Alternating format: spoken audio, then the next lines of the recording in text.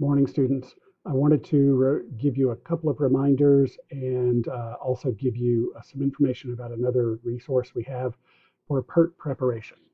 Um, the This is now the time to be doing your application and the time to be doing your completing your forms. I'm making this recording on Tuesday the 9th. Please get those forms signed and in my office before you leave for spring break, which is the 11th, a couple of days from now.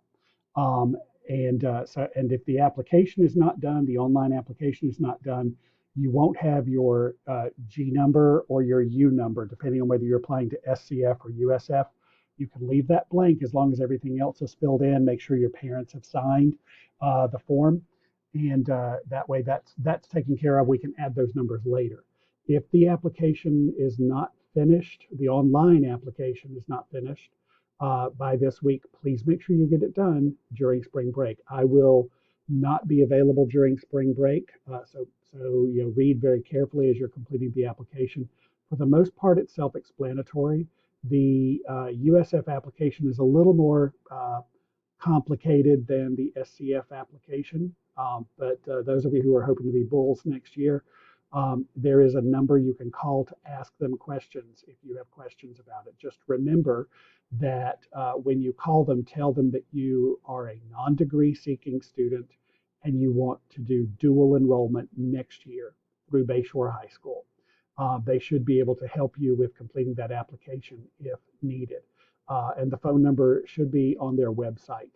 Um, so that's the two things as far as reminders. The other thing I want to tell you about is a new resource we have for PERT preparation. It's actually through Edgenuity, which I will give you a quick show. This is how it looks on my screen. I'm not sure how it looks on yours. When I log into my SSO, I've got a whole bunch of apps, but one of them here is Edgenuity. It looks like this. Okay. They're not there yet, but by the end of this week, when you click on Edgenuity, you will see PERT preparation, and Mr. Stubbs is getting those set up for us. Um, if you are taking reading, then there'll be a practice class for reading. If writing, we'll add that. Math, we'll add that. So some of you will have one, some will have two, some will have three.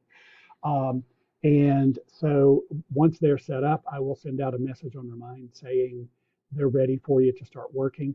Please be aware what this is that it gives you a pre-test and then it gives you practice. So it's a really good tool to use for PERT. But when you start the test, when you open the class, sorry, it will give you a pre-test. Mr. Stubbs has said that the people who he spoke to about these, if you're taking all three parts, if you're doing reading, writing, and math, the pre-tests will take about 2 hours. So make sure you allot that time the first time you're working with these classes. If you're just doing one or two, then it will be less. But you have to go in and complete a pre-test, and then they will give you practice based on what they think you need to improve on. So it's a good resource. All the others are good resources as well. I know spring break is kind of a time when we sort of slow down and relax a little bit, and I want you to relax a little bit. It's been a stressful year, but I also need you to spend some time preparing for the PERT. So please, block that out so that you can get that done. If you don't do any preparation for the PERT, you're not going to do as well on that test as you would like. So please make sure that you do that. Okay. Um, if you have any other questions or concerns, you can let me know. Otherwise, that is the information for today. Get those forms to me by Thursday, please. Okay. Thank you.